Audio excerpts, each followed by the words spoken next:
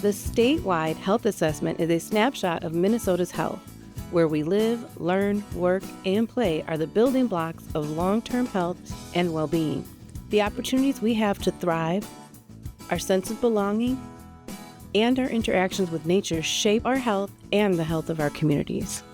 Minnesota is a healthy state overall, but when we look closer at the data, we see that health inequities persist. To understand these barriers to health and to inspire action, this year's assessment shares data on policies, systems, and structures that impact our society, state, and ultimately our health. It also elevates what communities do well to support the health of all people across the state.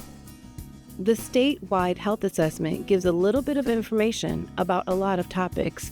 It invites readers to dig deeper into areas where we can help improve our state's health. The Healthy Minnesota Partnership is a group that guides the assessment's development. They will use the assessment to develop a statewide health improvement framework, which is a starting point for addressing Minnesota's health priorities. Overall, the assessment shows where we are now and where we can go when we work together across different sectors, agencies, and organizations. Please visit the Minnesota Department of Health website to explore the assessment and learn how you can help shape the health of all people in Minnesota.